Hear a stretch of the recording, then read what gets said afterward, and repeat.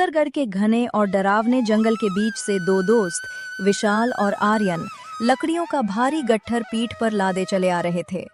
दोनों सुबह से भूखे प्यासे थे।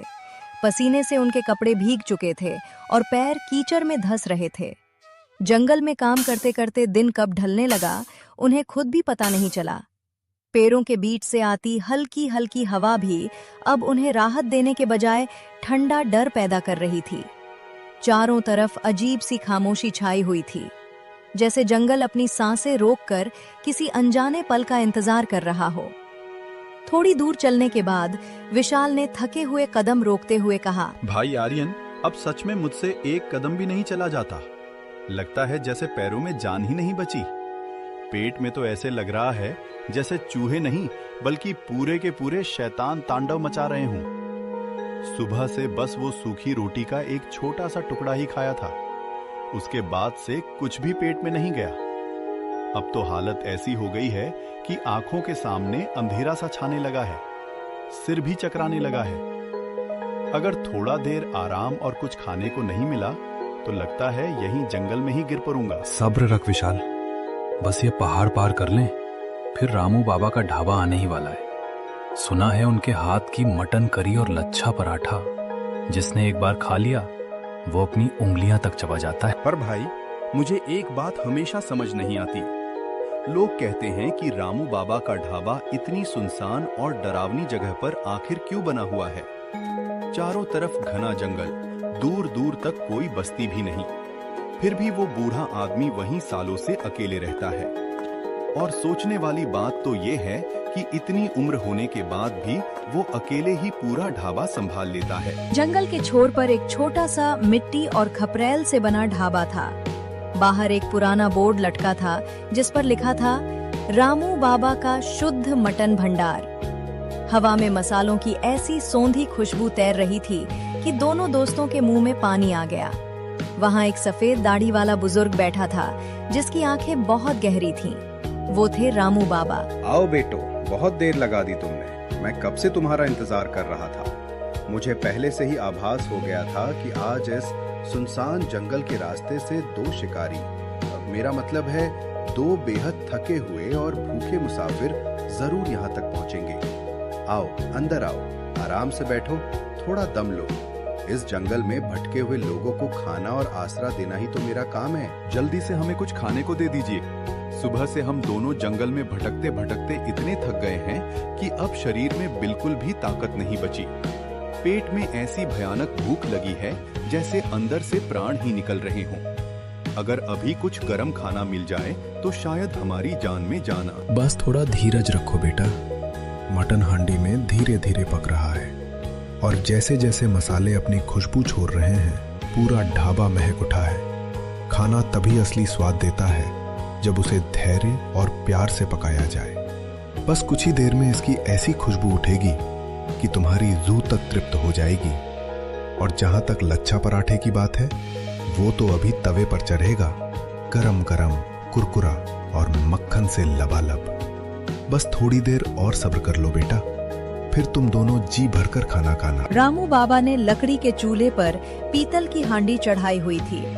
जैसे ही उन्होंने ढक्कन हटाया, पूरे इलाके में मटन की ऐसी खुशबू फैली कि पास के पेड़ों पर बैठे पक्षी भी चहकने लगे। लो बेटा, पकड़ो ये गर्मा गर्म लच्छा पराठा, अभी अभी तवे से उतारा है। देखो कैसे भाप उठ रही है। इसकी हर एक परत को मैंने अपने हाथों से घी में ऐसा डुबोया है कि खाते ही मुंह में घुल जाएगा।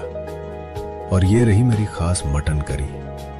कोई आम करी नहीं है ये, इसमें वो जंगली जड़ी बूटियां डाली हैं जो पूरे इलाके में सिर्फ इसी घने जंगल में मिलती हैं। एक बार स्वाद चख लिया ना तो उम्र भर भूल नहीं पाओगे, रूह तक तृप्त हो जाएगी। विशाल और आर्यन टूट पड़े। मटन इतना मुलायम था कि मुंह में रखते ही घुल रहा था।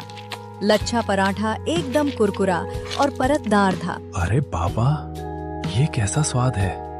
कसम से ऐसा लाजवाब खाना तो बड़े बड़े शहरों के 5 स्टार होटल में भी नसीब नहीं होता। एक एक कौर जैसे सीधे दिल तक उतर रहा है। ये बताओ ना बाबा, आखिर आप ऐसा जादुई खाना बनाते कैसे हो? कौन सा राज छुपा रखा है आपने अपने इन हाथों में?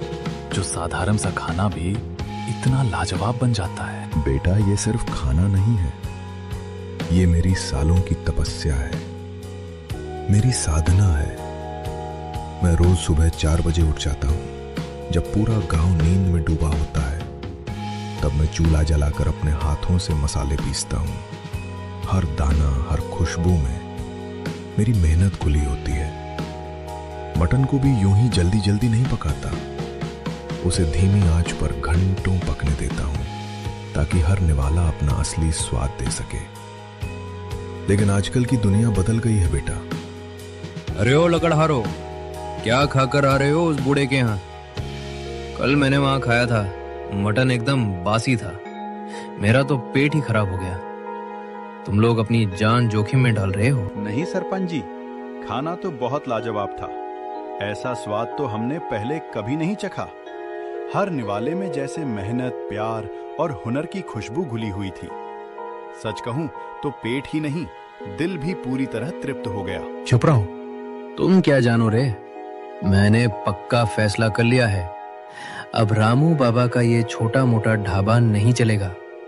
उसकी जगह अब मेरा रौबदार, चमचमाता, आलीशान रेस्टोरेंट खुलेगा, गजराज मटन पैलेस। वहां कुर्सियां भी ऐसी होंगी कि लोग उठना भूल जाएं, और मटन का स्वाद ऐसा कि उंगलियां चाटते रह जाओगे। और सुन लो सब, कल से पूरे गांव वाले मेरे यहाँ फ्री में खाएंगे, जी भर के खाएंगे, ताकि सबको पता चल जाए कि असली ठाट बाट और स्वाद किसे कहते हैं।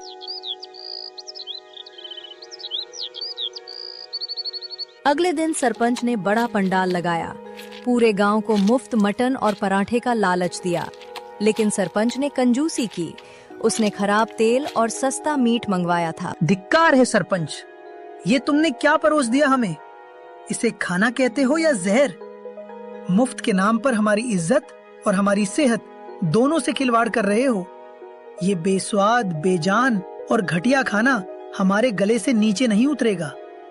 असली मटन करी का स्वाद तो वो होता है जो रामू बाबा अपने पुराने मिट्टी के चूल्हे पर पूरे दिल और आत्मा से बनाते हैं, जहां हर कौर में मेहनत की खुशबू होती है। तभी वहां अचानक हलचल सी हुई और सबकी नजरें एक ही दिशा में टिक गईं। रामू बाबा धीमे धीमे कदमों से आगे बढ़ते हुए दिखाई दिए। उनके चेहरे पर वही सुकून भरी मुस्कान थी, आंखों में अपनापन झलक रहा था, और उनके हाथ में एक छोटी सी पुरानी टोकरी थी जिसे वो बड़े संभाल कर पकड़े हुए थे। जैसे ही वो पास आए, उस टोकरी से उठती हल्की सी खुशबू ने माहौल ही बदल दिया, मानो सच्चे स्वाद और सच्ची मेहनत खुद चलकर वहां आ गई हो। सरपंच साहब, दुकान ईंट पत्थरों से बनती है, पर ढाबा भरोसे से चलता है। आपने मेरा रास्ता रोकने की कोशिश की, पर स्वाद को कैसे रोकोगे? सरपंच का सिर शर्म से इस कदर झुक गया कि वो किसी की आंखों में देखने की हिम्मत तक न जुटा पाया। उसके चेहरे का घमंड पल भर में चकनाचूर हो चुका था, और अब वहां सिर्फ पछतावे की परछाई बची थी। गांव वालों की आंखों में गुस्सा भी था और सच्चाई की चमक भी। वे बिना कुछ कहे ही सब समझ चुके थे। एक एक कर सभी लोग मुड़ गए और उसी पुराने रास्ते की ओर चल पड़े जहां मिट्टी की खुशबू के साथ सच्चा स्वाद बसता था। रामू बाबा के ढाबे की तरफ बढ़ते हर कदम में अपनापन था, भरोसा था, और उस असली स्वाद की चाह थी जो सिर्फ पेट ही नहीं, दिल को भी सुकून देता है।